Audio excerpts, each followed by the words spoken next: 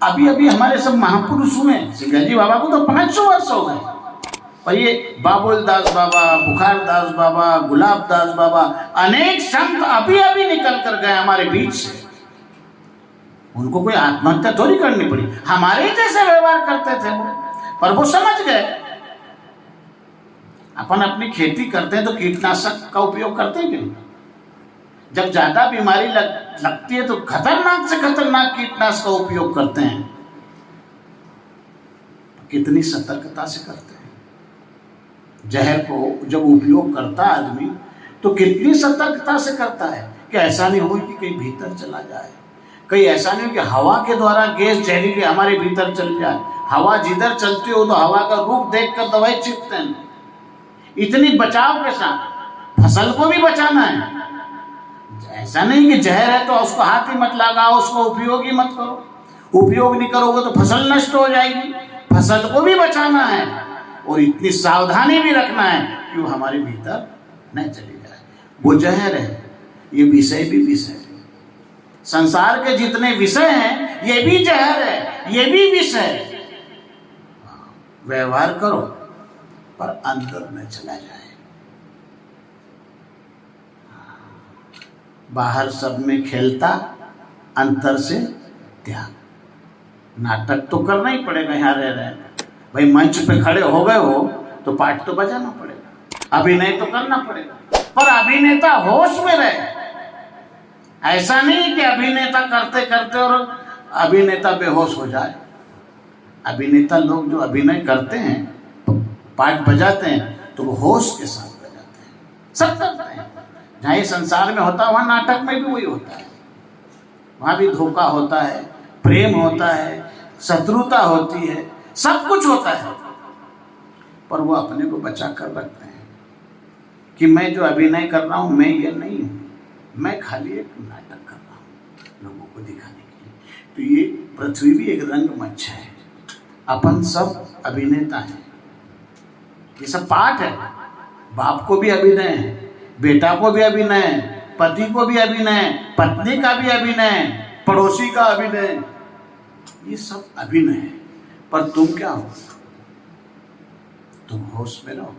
तुमको जो गुरु ने बताया वो सत्य स्वरूप जो लखाया है, बस उससे तार कभी टूट गया, वहां से हट गया तो मन का अटैक बहुत खतरनाक है।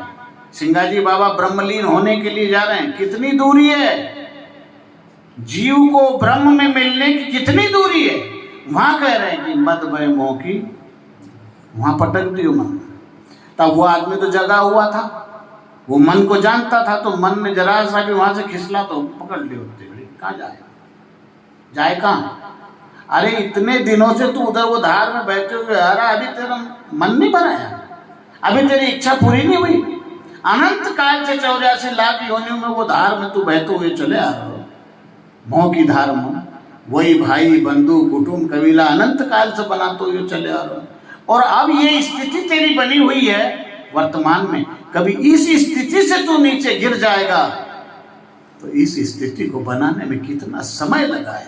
पागल, उसको पकड़ लिया कि तू वह धार मत जा, अपनी घर की धार में बह। तो उधर बह के कम से कम घर तो पहुंच जाएगा। तू चली जा अपनी धार में चल। तो इसलिए सिंगाजी बाबा कहते हैं कि लग 84 घर घर भटको स्वांग अनेक बनायो, दया करी सदगुरु साहेब ने। किस प्रकार समझाया गुरु ने कि ये तू नहीं है, ये सगुण है। इसको पहले निर्मल किया और इसके अंदर वो समझ जगाई। भाई मन जब तक राजी नहीं होगा, सिंगाजी बाबा क्यों खदेड़े हो वो दिन? नहीं तो उसी दिन दीक्षा देते थे, बात तो उत्ते थी, उसी दिन लखा देना था। पर नहीं, मन और राजी हो जाए और तपे, मन के भीतर और लालसा बढ़े और तड़प हो, इतनी तड़प हो कि मैं जो दूंगा वो सहज स्वीकार कर लेगा। भाई भूमि उस बीज के लायक बन जाए। ये भी खेती है। ब्रह्म बीज निज बोइया, तन तत्व का ग्यारह। ये भी एक जमीन है। ये जमीन उस बीज के लायक होना चाहिए। हम किसान लोग जो खेती करते हैं तो देखते हैं कि ये जमीन किस बीज के लायक है, वही उसमें बोते हैं। भलती जगह भलता बीज थोड़ी बोते हैं। जमीन का उनको ज्ञान है कि ये जमीन में ये चीज हुई है पैदा, इसको यहाँ बोना चाहिए, इसको यहाँ बोना चाहिए। तो महापुरुषों को भी उसका बोध होता है। तो गुरु ने उस लायक मन को किया राजी, मन को खड़ा किया स्वीकार करने के लिए। तो मन राजी कहाँ है? कितना माथा फोड़ रहे हैं, फिर भी मन माना कहीं? मन तो वो विषयों की तरफ भागता है, जाता है। कितने लोग समझा रहे हैं, कितने समझ रहे हैं, भागता रहता है। तो मन राजी हो जाए, मन गुरु जग जाए तो सदगुरु की बात लग जाए। और मन कभी मुकाम पर नहीं, मन बाको तेको हो गए उनका जब शब्द चले, तीर चले। शब्द एक बाण है, और वो बाण, शब्द रूपी बाण जब छूटते हैं, चलते हैं, तो मन बचा देता है। मन रुक जाए और वो बाणों को खा ले तो घायल हो जाए। लगा बाण निर्बाण का, निकल गयो द्वादश पार, मन मुआसी मारिया छिन एक लागिनी। उतनी घड़ी मन घायल हो गया, इतो घायल हो गए कि कहीं भी नहीं अच्छा लगा सिंगाजी बाबा का। न नींद आए, न कोई सुख के संसाधन अच्छे लगते हैं, न कोई परिवार अच्छा लगता है। गुरु महाराज तुमने कौन से बाण का प्रयोग किया? शरीर में कोई घाव होता तो कोई डॉक्टर से, वेद से, दवाई से ठीक कर लेता, कोई औषधि दवाई से। पर मन का घाव दिख नजर नहीं आता, घायल तो मन को किया, कौन सी दवाई करो? वो पीड़ा, वो व्याधि, जैसे तुमको कोई अपमानित कर दे, हजारों लोगों को बीच में, और बड़ा भयंकर अपमान तुम्हारा कर दे, तो तुमको नींद नहीं आएगी। घाव हो गया, मन घायल हो गया।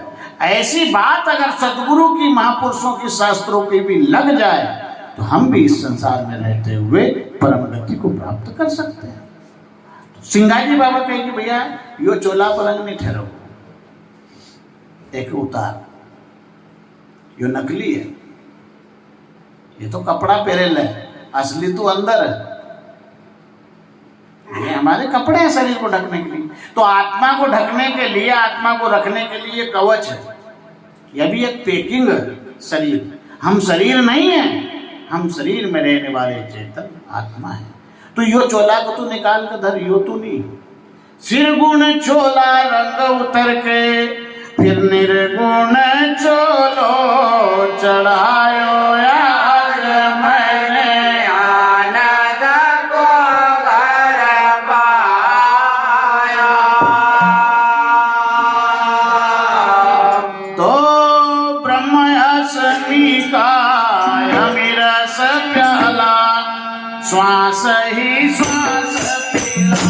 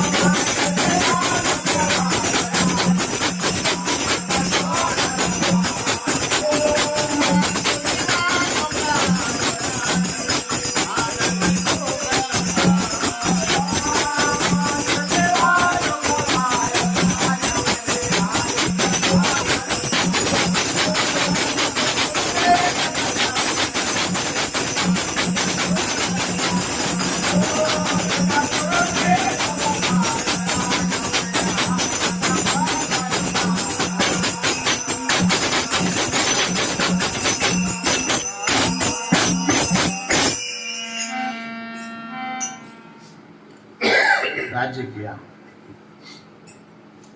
और गुरु ने फिर वो प्याला पिलाया, कौन सा? नाम का।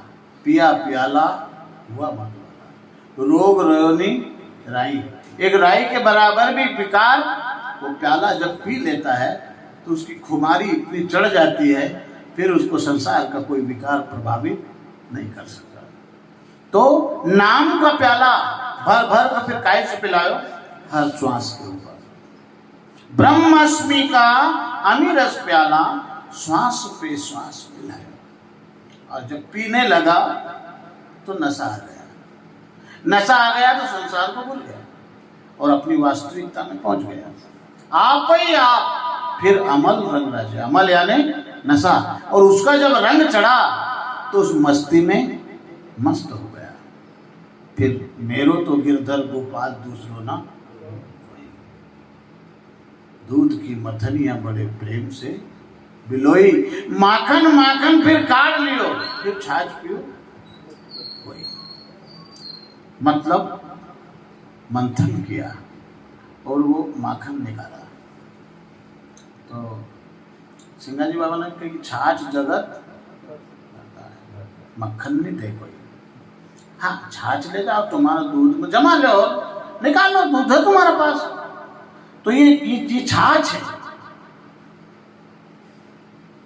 अपना अगर भैंस हो, दूध हो, तो अपन अगर कभी नहीं लाया हो तो फिर पड़ोस में से थोड़ा सा दही दो, थोड़ा सा छाछ दो, जमाना कर लिए, ये निकल गया। तो फिर अपनी मस्ती में, वो खुमारी में, फिर वो मस्त हो जाता है, मतवाला हो जाता है। फिर संसार की कोई शुद्ध बुद्ध उखड़ नहीं रहे। एक बच्चे की जैसे स्थिति हो जाती है। परमहंस स्थिति जो होती है वो एक बच्चे की होती है।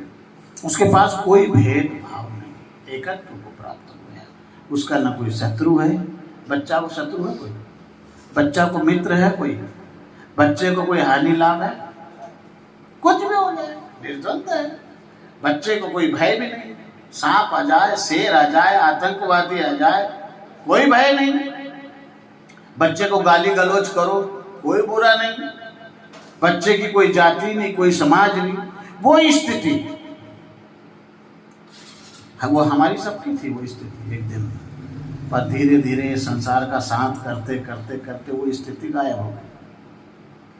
अब वही स्थिति में बच्चा जाना पड़ेगा अपना, जो पहले थी उसी स्थिति में वापस जाना चाहिए। इसलिए बच्चे को भगवान की संज्ञा दी है। बच्चा भगवान का रूप होता है। बच्चा कहीं का भी हो, सब लोगों को अच्छा लगता है, भले कुत्ती को बच्चों हो, छोटों से बच्चों सब प्रेम करें, हिरण को बच्चों हो, गाय को बच्चों हो, बच्चा कहीं का भी हो, क्योंकि विकार रहित रहता है, इसलिए वो सबको प्रिय लगता है, सबको अच्छा लगता है। बच्चे से कोई भी व्यक्ति दुश्मनी नहीं कर, भले दुश्मन को बच्चों हो, उसे दुश्मनी रखा नहीं रखता, क्योंकि उसके भीतर वो भाव ही नहीं है, वो तो निर्द्वंद है, आत्म तत्व में स्थित है। वो अभी संसार के कोई विषय व्यापार उसके ऊपर हावी नहीं हुए, निर्मल है।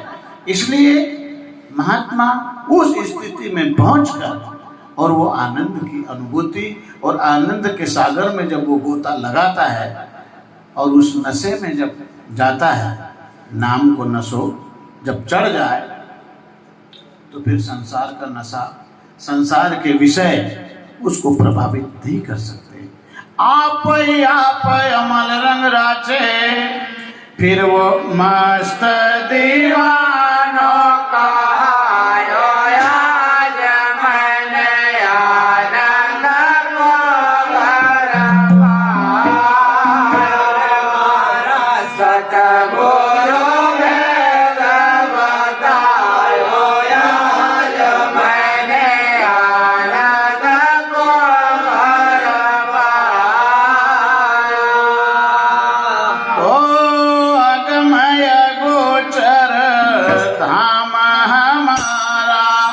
बिना सतगुरु नहीं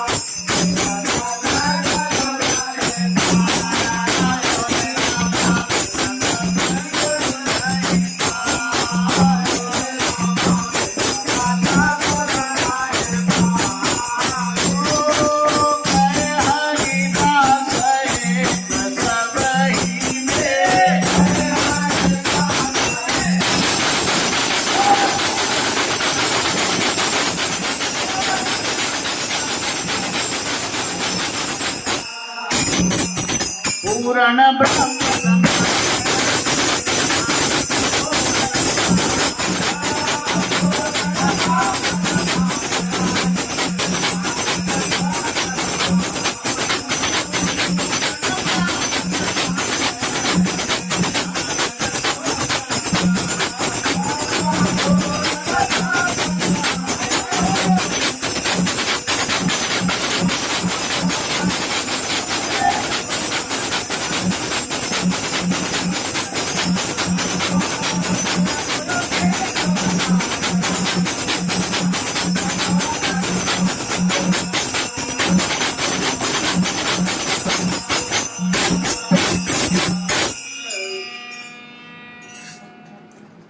अगम अगोचर। हमारा जो धाम है वो अगोचर है और हम उसको गोचर में देखना चाहते हैं।